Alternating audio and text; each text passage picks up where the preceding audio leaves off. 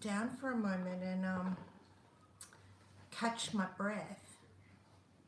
Do you remember last time that we went live and I couldn't actually work out how to get the camera angle right, and I couldn't work out whether or not it was actually running live? And do you remember that I couldn't even work out how to turn it off?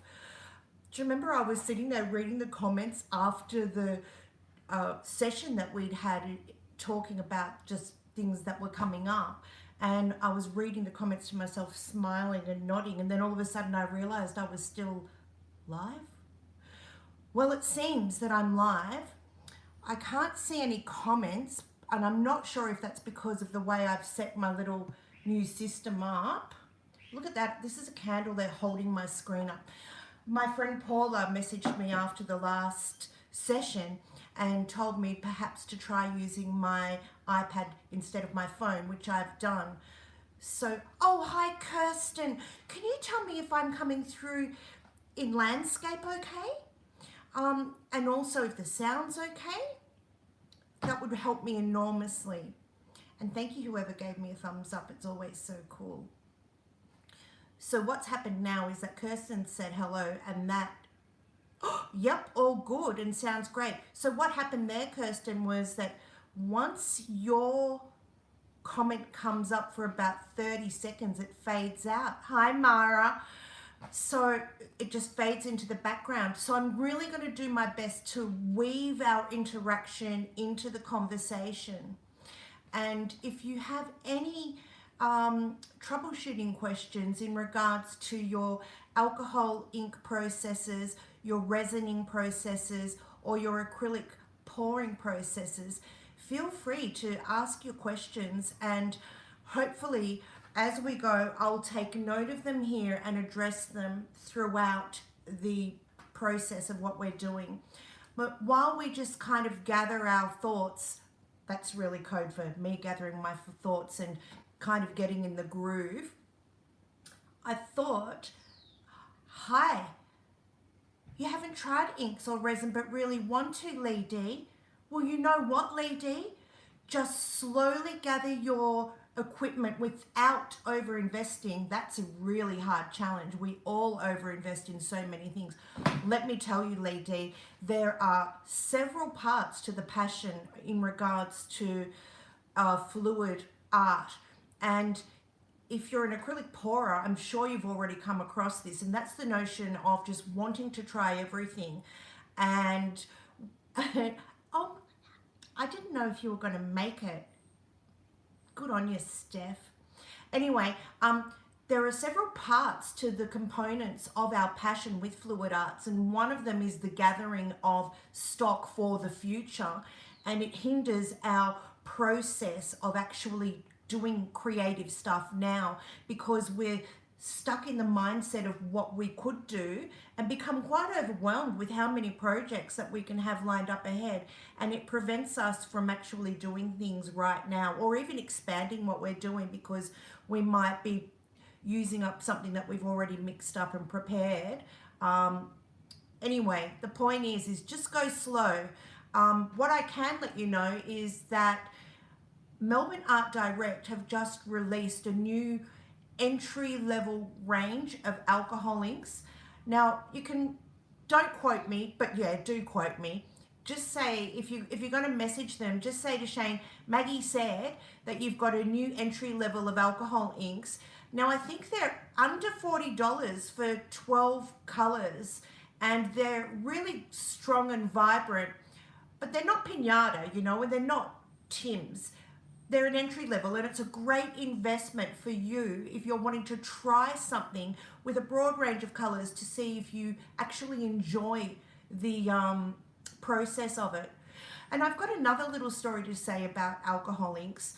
You know, they're a tricky little kind of fluid art. A lot of people get put off them because they expect them to work like watercolors.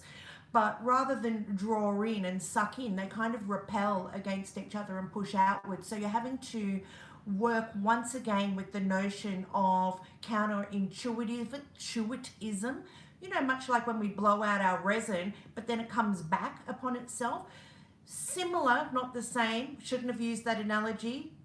It's only just going to help confuse us. But what I want to say is that take your time, and there's some incredible tutorials on YouTube, and oh my gosh, isn't that just another part of our passion, our driving, filling up our mind with constant stimulation and ideas from other YouTubers. Sarah says, you just described me to a T. I've brought so many products and not even produced one pour. Ah, Sarah, what can we do to help you? We need to get you over that bridge. My God, it's such a frustration, especially for yourself, because when I'm running my workshops, I often have people who have been watching YouTubing for 2 or 3 years, collecting a huge amount of stuff, overwhelmed with what to do and how to start. Hi, Julian from Dayton. I can't even say it. Ohio, I can say it. Just getting ahead of myself. Susan says she saved millions of videos. Oh my gosh. I challenge you to delete them all and go and do a process. And message me on Facebook and talk about what your experience was. The next greatest tip I can give any of you is to find a workshop in your local area. Hello, Dena. Find a local artist or a workshop in your area and go to a couple of workshops. You will be astonished at the domino effect of your knowledge, because what's been happening is that you've been viewing so much information that you can become overwhelmed and not know which is the right way or wrong way or even your way, because you haven't started yet. Oh, Susan says she loves me. Thank you. And she's going to start. Susan, you better message me and tell me what you've done.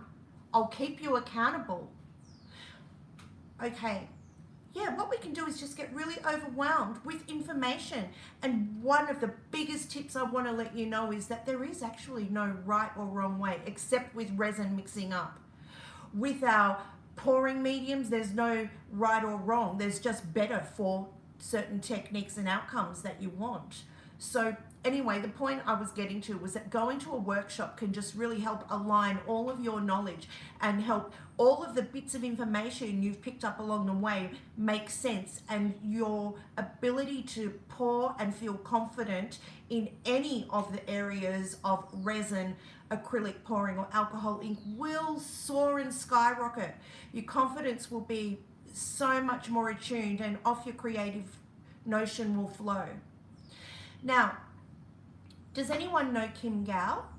Kym Gows Gallery in Perth? Because she has got some really exciting news. And I don't know if you were here with me the last live that I did, or if you even had a chance to watch it.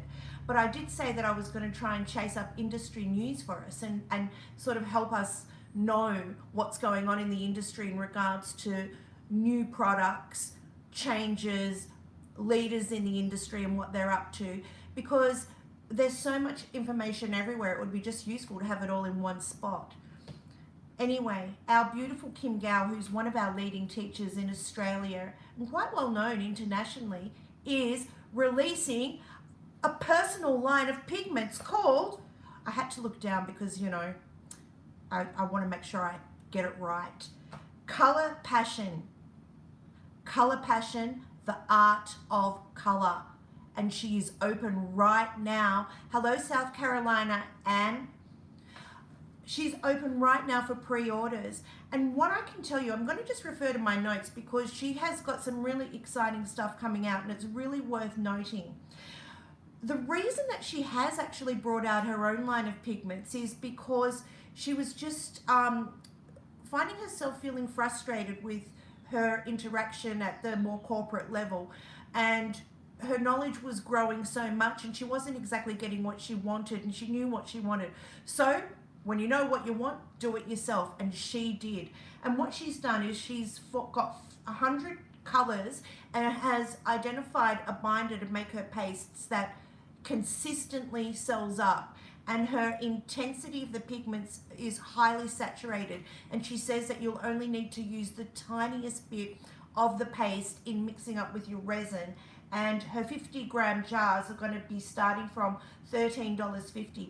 Now next week or the week after, she's sending me some, so we will look at it and see how it goes. But until then, the two standout features of her new line for me are her two new whites. And she has got a top coat white and a base coat white.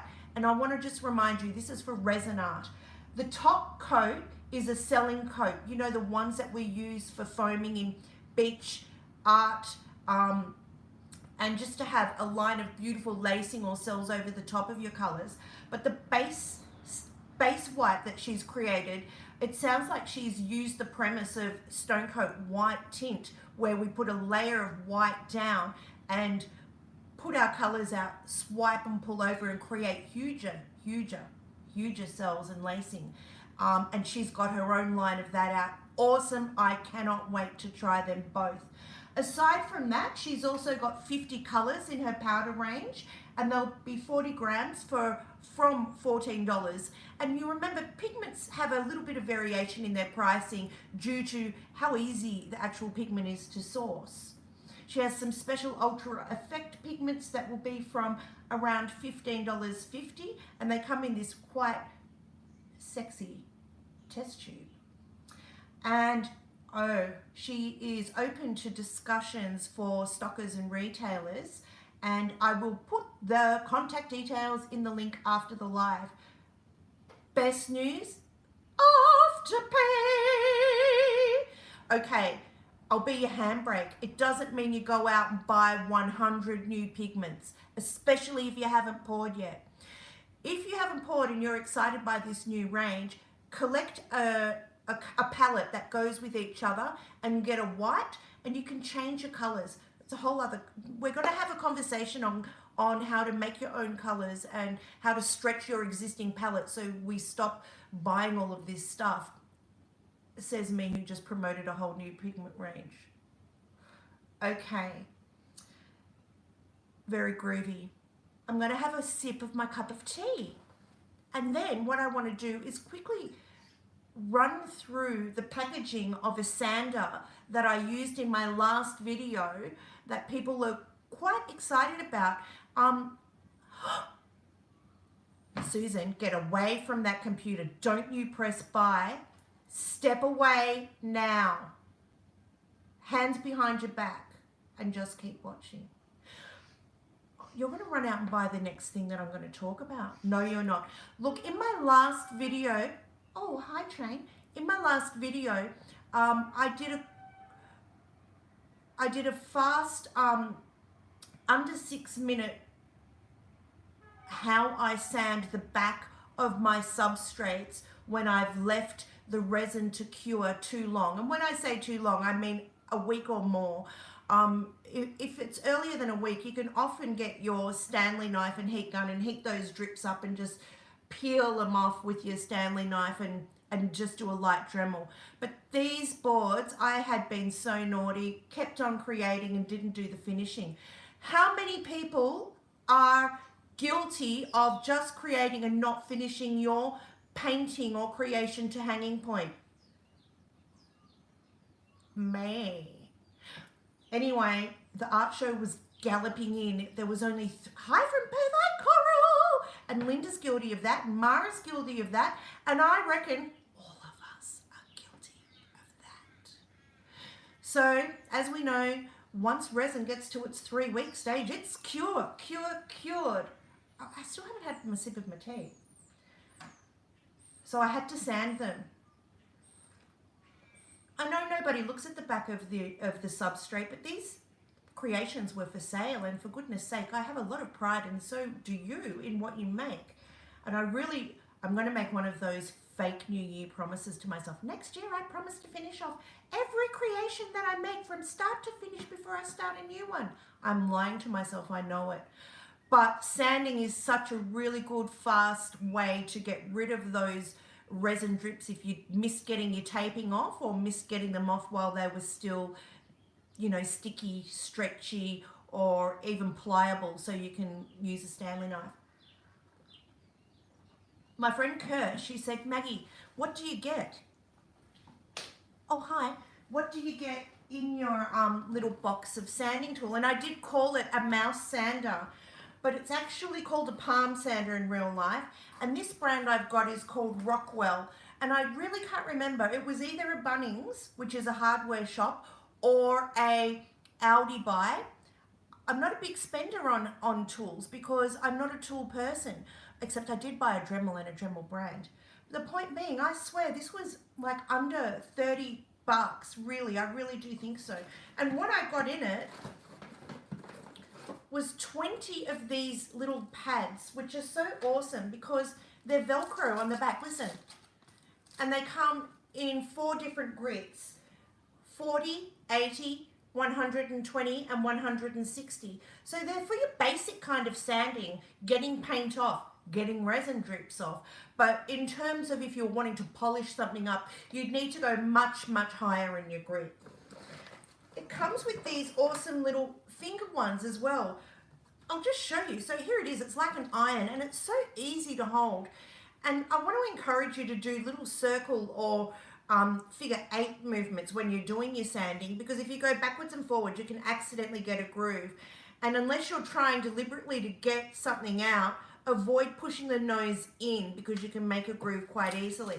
And look, that is how easy it is to change into another layer of sandpaper, another level of grit. That easy. It's so easy. And it also comes with these little finger ones so that if you do have some I need to get in there spots, you can do that without having to use, you know, it's focused on that area, and so that you don't use a whole pad one and only use up the sandpaper area here. And have a look at mine. You can see where I've worked it to get the edges of my resin drips off, but it comes with another pad. Check it out. Oh, that's the finger one. Oh my God, I didn't realize. I can take this one off and put that on and specially use the finger one. I've been using it like how I showed you before. Like that. But gee, that was a cool discovery, don't you reckon? So yeah, it goes like that. And I reckon I've done maybe 25 boards and I have got unused sandpapers. Really good investment. Have a look at the video because you'll be surprised at how easy it is. It's one of those tasks that seem so much harder. And I'm going to be sexist right now. So if I had a thing, I'd go sexist alert. But I find that I'm intimidated by power tools, and I've often got someone else, generally a man, to do my power tooling. And since I've started doing my own power tooling about 2 years ago, I feel so much more empowered. And I'm also surprised at actually how easy some of the power tools are to use. And I've just wondered if men have kept it a secret that it's as easy as what it is, so that they can have an area where they're doing really well. Now, I don't mean they're easy to use. It doesn't mean that there's not a skill level required. And certainly I couldn't go out and use my Dremel and do some kind of fancy engraving or sand down the side of a glass. And I certainly, when I say it's easy, I certainly don't feel like I could go and build a house. There is definitely a skill level involved. And with everything, the more you do it, the more betterer you get at it. All right. Well, it's been about 19 minutes now. I just wanted to see if anyone had any questions, and if I haven't picked any up at this point, but what a great opportunity to catch up with everyone. I hope you got something out of today. I've got to nick off to the city. I don't know if you know, but I live near Daylesford in a town called Balan. It's sort of in the triangle between Bacchus Marsh and Ballarat. It's about 150 kilometres out of Melbourne in Victoria, in Australia. But I'm just about to hop on a train and go to the big smoke for vanity reasons. I'm getting stuff because my daughter is getting married next week and I'm doing my preparation today. So this time next week, I'll be getting ready for her wedding. How exciting. Now, let me know how you're all going in the comments, and let me know if there are any questions you have in regard to processes and I will answer them.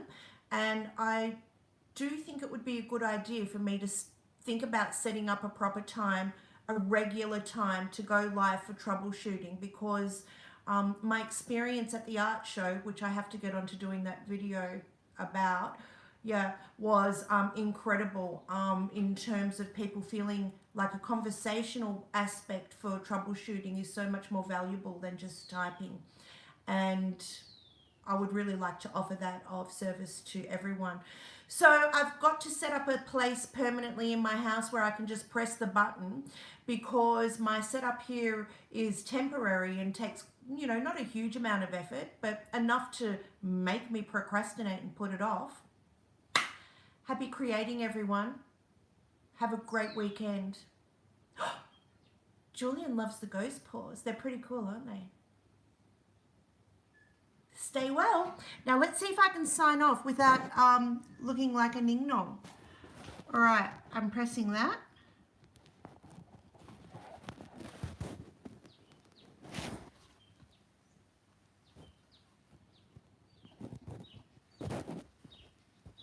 Oh, I'm going through the comments. Now, I never know how to turn that cross off. Are you sure you want to stop streaming? Yes, I do. Oh my God, Vina, quick! I got you just in time. I'll cancel. I'm actually not going to press anything on the thing. Vina, what was your question? I'll take it just before I go. Let me reach for my cup of tea. Vina, are you still there? Oh, you're probably typing it. Do you love my cup of tea cup?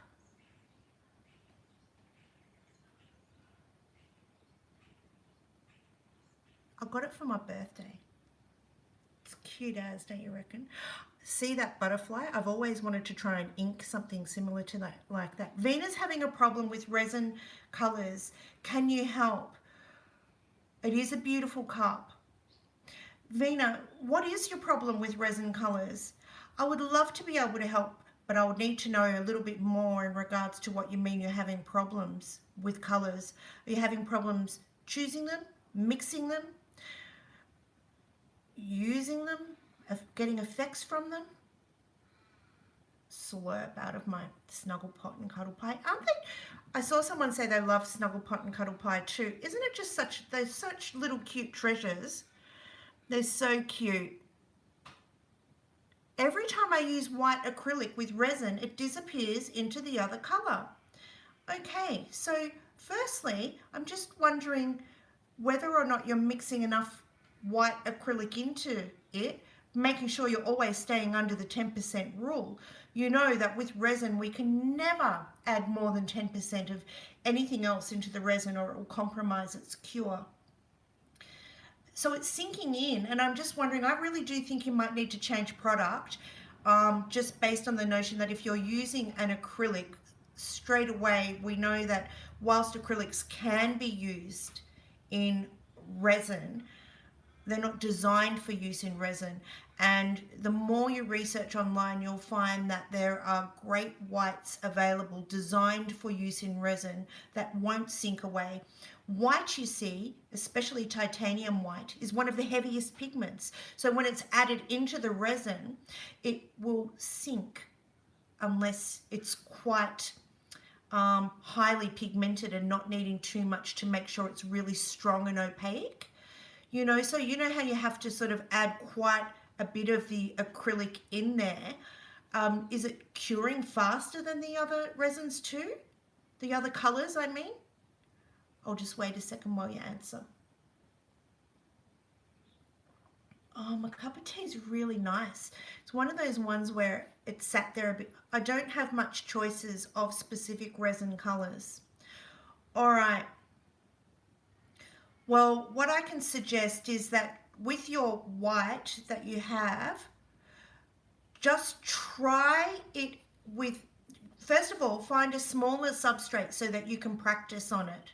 And maybe what I suggest, if you're looking for that lacy effect, do all of your colors out, let that cure for 12 hours, then mix up your resin again and use clear and white and blow that over your resin, it will not sink into the other colors because the other colors have already cured, and you'll get not only lacing, so you put your clear down and then a thin line of white and then blow it out with your heat gun, not your butane torch, and it won't sink because your underneath colors are already cured. I hope that really helps. It's the best problem solving tip I can give you when you're working with limitations. Yeah, this is how they do the beach bubble look. They don't actually usually do, well, you know, when I say they, we all don't rarely do our beach foamy look over the colors when the colors are wet. We'll do usually 2 or 3 coats. So we'll do often your substrate, painting it with acrylic, letting that 100% dry, and then doing a layer of resin, blending your blues and your blues and turquoises and deep sea greens, and then letting that cure, and then getting a clear coat, a thin line of white, not too much because it blows out really quite dramatically. And I think this is one issue that I have to give you that extra good smile. It's one issue that I find really common, and for myself in my first year of using resin, I always use too much color, always. You know, the color goes a long way and it stretches through your clear resin. When you're thinking about negative space, we only use this much, blow that color out, and it will be quite dramatic. Think about or research even the notion of Dutch pouring, and it's an acrylic based technique, but to get the best negative effect with a Dutch pour, or you know, the similar, I'm just saying Dutch pour because that's what it's commonly known as, you're using a small amount of color puddle poured and blowing that out onto one solid color or white and holding negative space, not big loads of color. It's the same with your beach pour. You're doing a thin line, this much thin, of white with clear and blowing that, and it will foam up. Do it on top of your cured colors. You'll see a great, fabulous difference. I reckon we've nailed that issue. You can always Facebook me, message me, just to talk that through a bit more. But I must go now. I must go and catch the train. It has been a pleasure. I don't actually know how I can talk how I do. Oh, good, Vina. You're going to try that too, Kristen? Good. Kristen. I had to make sure I didn't say Kirsten. Oh, do you know what? Standing here and looking at it's so much easier. Maybe I should do it standing. I'll put my... Vina, you can contact me later via Facebook is usually the best. When in the next hour or so, I'll do a little description in the description box with the link to the new alcohol inks from Mad, the link to Kym Gows and her new pigments. And don't worry, Paula, guess what? I'm using the iPad and it's working well. And I was just telling everyone, I'm standing and I feel so much better. When I was sitting, have a look. Oh, I can't, I've already moved the thing. Oh, Vina, yes, I've got an email. So I will put that in the descriptions too. And you can email me there too. And we can just chat about it. And woohoo, Paula. I have to go, Paula, because I've got to catch a train. Bye, everyone. It's been a pleasure. I'm going to try and make sure that I set a regular time. I think it'll be Tuesday evenings. Yes, and watch back on YouTube. I think I packed quite a bit of information in half an hour. I don't know how I do it. It's pretty cool.